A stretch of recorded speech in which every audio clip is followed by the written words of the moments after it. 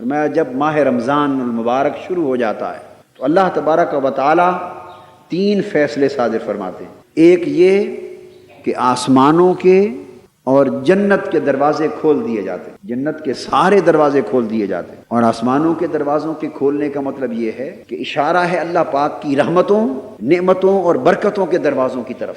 کوئی دروازہ اللہ کی رحمت کا دروازہ ہے، کوئی اللہ کی بارگاہ سے مغفرت کا دروازہ ہے، کوئی اس کے فضل و کرم کا دروازہ ہے، کوئی اس کی رحمت اور اس کی قربت کا دروازہ ہے۔ الغرض اللہ پاک اپنی رحمتوں اور برکتوں اور اخروی نعمتوں کے سارے دروازے ماہ رمضان المبارک کے لیے کھول دیتے ہیں، اور جنت کے سارے دروازے بھی کھول دیے جاتے ہیں۔ اور صرف اتنا کرم نہیں ہوتا کہ جنت کے سارے دروازے کھول دیے جاتے ہیں، مطلب اس کا کیا ہے؟ مطلب یہ ہے کہ اس مہینے میں جنتی بننا لوگوں کے لیے آسان کر دیا جاتا ہے۔ اللہ کی بارگاہ قرب تک پہنچ جانا، اس کے فضل و کرم اور اس کی نعمتوں کا مستحق بن جانا اور اس کی رحمتوں اور بخششوں سے نوازا جانا سال کے بقیہ 11 مہینوں کے مقابلے میں اس مہینے میں بڑا آسان کر دیا جاتا ہے۔ اور دوسرا فیصلہ یہ ہوتا ہے کہ دوزخ کے سب دروازے بند کر دیے جاتے ہیں۔ مطلب یہ ہوا کہ وہ عوامل جو انسان کو جہنمی بناتے ہیں، وہ محرکات، وہ اسباب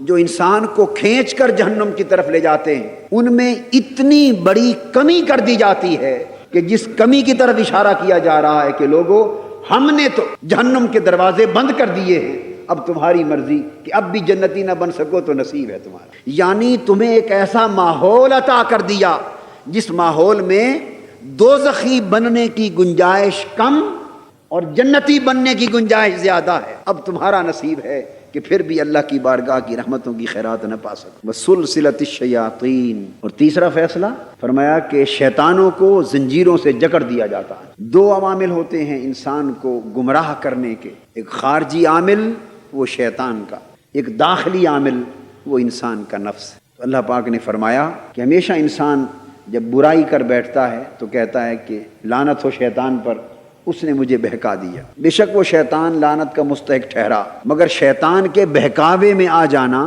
یہ زیادہ تر بدی اور تباہی اور ہلاکت کا باعث بنتا رہتا ہے۔ فرمایا کہ ہم اپنے بندوں پر اتنا کرم بھی کرتے ہیں کہ جتنے شیطان ہیں انسان کو بہکانے والے، ان کو اس مہینے کے لیے جکڑ کے بند کر دیا جاتا ہے۔ گویا خارجی عوامل بھی روک دیے جاتے ہیں، بس صرف ایک اندر کا عامل انسان کا اپنا نفس رہ جاتا ہے۔ اور پھر اس نفس کی اصلاح کے لیے روزہ عطا کر دیا ہے کہ صبح سے شام تک اللہ کی رضا پر روزہ رکھنا، اور رات کو اللہ کی رضا میں قیام کرنا، اور پھر قیام کے دوران اللہ کا کلام سننا۔ یہ وہ 3 کام ہیں جن سے نفس کی اصلاح ہوتی ہے۔ تو فرمایا لوگوں، نفس کی اصلاح کا ماحول عطا کر دیا، شیطانوں کو جکڑ دیا، دوزخ کے دروازے بند کر دیے، جنت کے دروازے کھول دیے، اور سراسر رحمتوں اور برکتوں کا ایک ماحول عطا کر دیا۔ کیا اب بھی کمی ہے اس بات میں رہ گئی کہ تم مولا کے شکر گزار بندے بن جاؤ، تم متقی بن جاؤ، اللہ کی رحمتوں، نعمتوں اور جنتوں کے حقدار بن جاؤ؟